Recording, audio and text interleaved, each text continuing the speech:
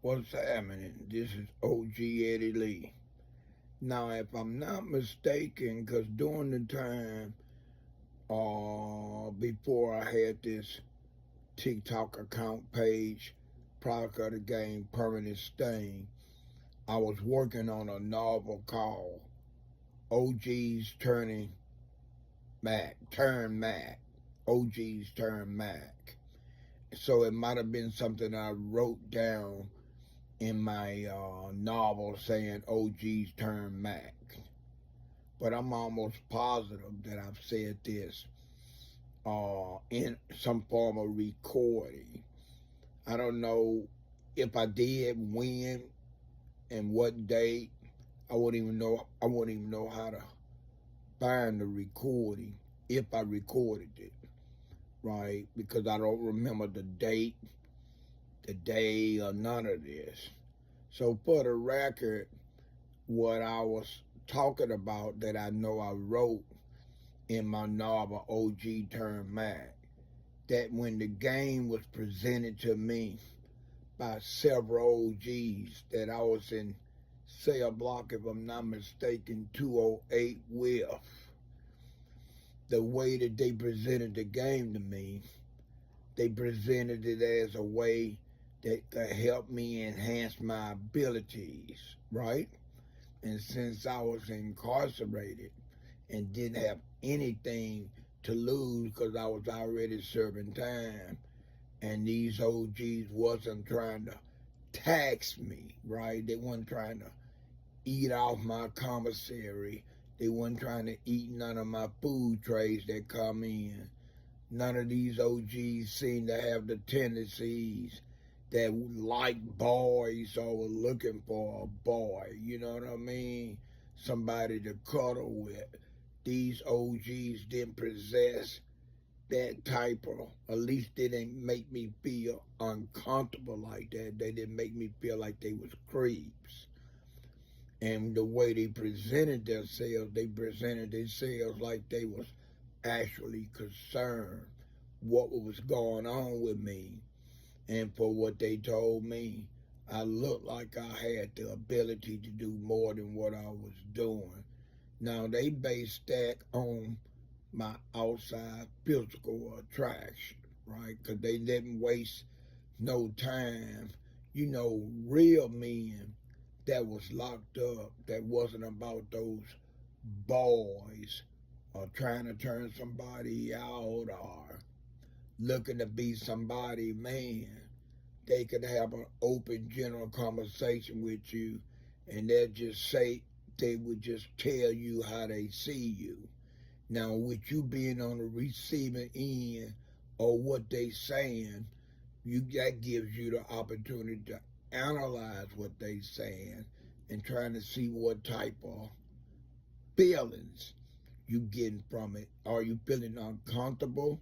Are you feeling grateful? Or are you feeling puzzled? Are you feeling not understanding why they bringing this to you like that? And that's how I always felt. I felt reluctant to trust anything that was said to me, even if I knew it was true. But later, after I got a chance to interact with these OGs and actually check them out, right, observe them without them seeing me observe them, then I realized that they was being honest and they was forward, and it didn't make them feel less than a man complimenting another man or a young man, right? And they all told me the same thing. Young blood, you one young, smooth looking nigga. And we don't understand why all the visitors that come see you on the weekend is just visitors that you have family ties to. We talking about blood relatives, right? Like your mom, your stepfather, your elder brother, your uncle, your aunties, your first female cousins. But we haven't seen no young lady coming here to visit you, right? And we've been checking you out. We've been observing. And you don't seem like flaky kind of dude. Matter of fact, you hold yourself well in this cell block with all these older, bigger niggers. So we're trying to figure out what went wrong with you out in the free world. The free world is when you be before you get incarcerated, the world outside those damn bars, or the world behind not being confined within walls is the free world. And they would say somewhere down the line, for what we observing, that somewhere down the line you didn't apply yourself right, and we just wondering what happened. Now, you could explain to us what happened, and we already got a solution for you, young blood, but we just want to hear what happened with you. And I broke it down to them. I told them most of the girls that was in my age group when I was out there from 73 to 1976, they were looking for steady boyfriends, somebody to be seen on school campus with, somebody to be seen after school with, somebody that they can monopolize all the available time that they had, or they want to be in a monopolize this person's time, right? They had those old values, almost like they was looking for a long relationship, right? A steady dude, one dude. And I told them that wasn't my lifestyle, even before I got out in the world like I did, before I started breaking the laws and doing the things I did to get me in here, before I even started getting high.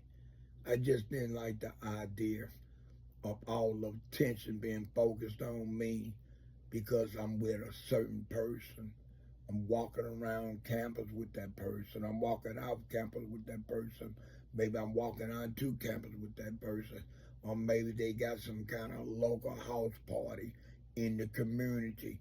Or maybe a YMCA might be having a dance, or maybe even the junior high school that I attended, which was Dunbar Junior High School, was having a dance function that might last the fifth and sixth period of school, right? And that just wasn't none of me. I felt the need to be able to come and go like I want to.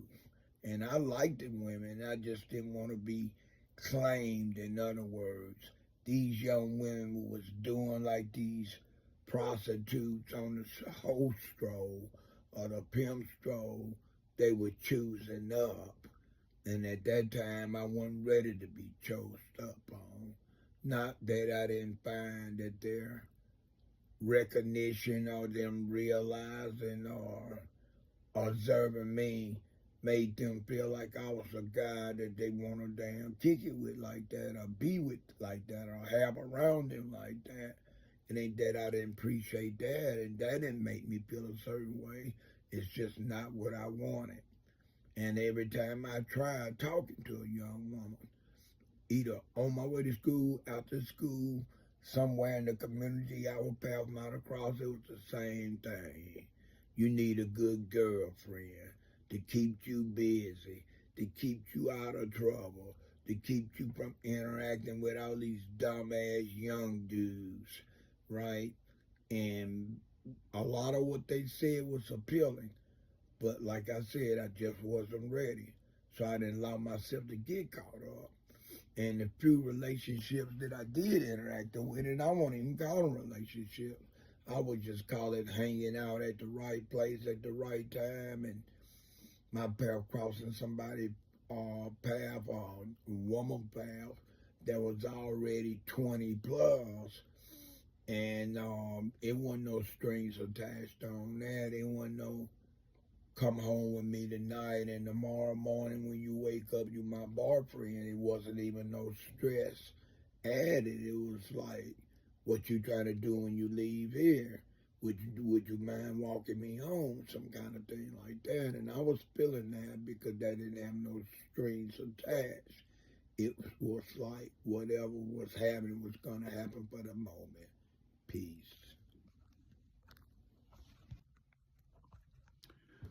What's happening? This is OG Eddie Lee. I started the first, I'll say part one of my short story when I was at home. During that process, I was getting ready to get dressed and get up and get out of the house because my work schedule got me working Thursday through Sunday. So now if you look around, I show you a little bit. I'm in a different environment. I'm in an environment of my workplace, and I'm inside the break room for the detail department. And I want to touch base on this second part of this. And I guess I could call this how the game, learning the game enhanced my life, or the game passed down to me that I got tutored by the OGs actually work. Okay, there's so many phases of the game that a person could be involved in. Right now, I'm talking about the part of the game that allow you to interact with other people, mainly females, because that was my main goal. You know, I interacted with the females when I was, say, from 1973 to 1976, when my family first moved in Mobile, Alabama, Orange Grove Housing Projects community at the age I was 12 years old. Right, I interacted with the young ladies, but like I said, most of the young ladies that went to school or the young ladies in surrounding communities was looking for a boyfriend. And it's almost like they had been tutored by their mother that if they got a boyfriend, they needed to get one that's willing to spend some quality time with them, right? I'm talking about after school, before school, the weekends, the whole 9 yards. This guy be putting in all this damn work. It's a good possibility he might not get no hug or no kiss, let alone any sex. It just depends on what young lady he was entertaining. So the young ladies interfered with my street life, the things that was new to me that I wasn't able to do until my family moved into the Orange Grove Housing Projects community. As my mother started unleashing the change, loosening the change, the grip that she had on me, to start allowing me to interact a little bit more outside the home, outside my family home, is when I really start interacting and being able to see things and get involved in things and get, in some cases, get caught up in things. Okay. So by the time I got arrested, I didn't have no main girlfriend. So it wasn't no girlfriend coming to see me when I was in the Mobile County Youth Center. It wasn't no girl coming to see me when I was in the Mobile County Jail. It's a great possibility even if I had a girlfriend. It depends on what kind of parents she had or what kind of mother she had or whoever was raising her, be her mother, her dad, her mother by herself, her dad by herself, her older sister, and better not let it be her grandmother. Oh, man, I could forget about getting into business. Why is he locked up? Don't waste your time with him. Sound like he's a loser. He already locked up at an early age. So it was a lot of that what I've been said, but I didn't have that problem because I didn't interact with no girls that was in my age group like that. All right. Now, like I said, the game worked for me. I started studying the game because I had time to kill, and I had OG inmates that was willing to work with me. And I only accepted the invitation of these OGs because I had been watching these OGs on the low, especially on the weekends, and I watched them get these numerous women business. And a lot of time they had different women coming on Saturday and different women coming to see them on Sunday. It's like they was rotating these females.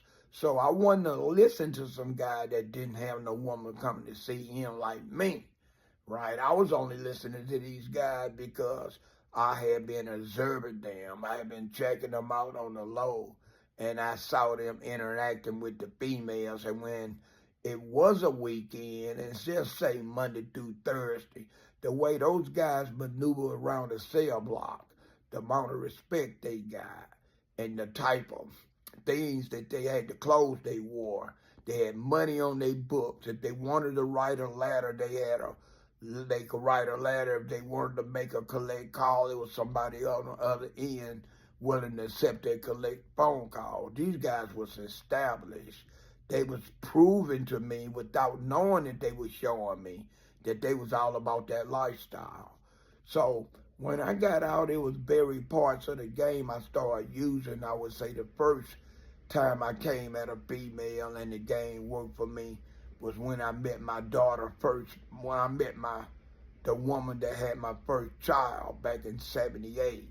It was shortly after my release. I got out in October. I met this young lady in December of '78, so it was almost 2 months after my release. All right, as time went on, I met numerous women. Okay, now here's when the damn real task came. Okay, I was divorced. During my divorce, I gave all the furniture, I gave the car to my ex-wife. I had children involved in that relationship for a few years. I had roommates. I was roommating with these guys. It was a 4-bedroom townhouse in Northeast Atlanta. By this time, I was living in Atlanta. And they had a roommate that was moving out, and they needed a roommate. And they brought me in. Okay, I was roommating with these damn guys. And then when I got to the point to where I got my second job, because I needed a second job to pay child, to help me pay my bills, because I had child support coming out my check for my 2 kids by my ex-wife, and then a child that I fathered in '79. All 3 child support payments for all 3 of my kids was coming out of my check, so I was moonlighting. I need to make some more income. So I finally got myself together to where I decided to move in Decatur, Georgia. Decatur, Georgia was a city outside the city of Atlanta. And man, Decatur was where all the damn black chocolate bunny was. But Decatur was off the chain, man. That damn flea market on McAfee and Candler Road, Glenwood Avenue, Flat Shore Road, South Decatur Mall. I could go on and on. Chit Chat Social Club. I could go on and on.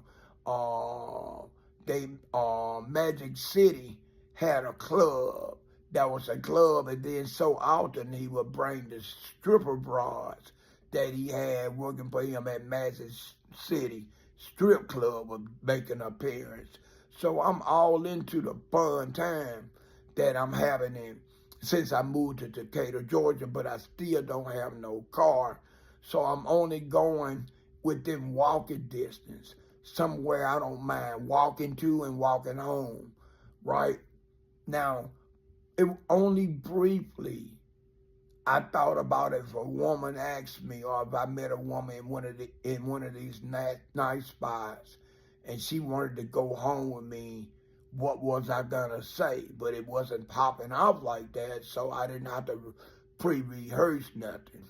And one day I was sitting inside Chit Chat, and I met a young lady, and we got to damn talking, and next thing, well, first we got to dance, and then we got I invited her over to my table. She sat down, I bought her a drink, and we got to talking, and like I said, the name of the spot was Chit Chat, so we got to chit-chatting, and she asked me where I lived, and I told her in Decatur, and she asked me, how about we leave this place and go to your place?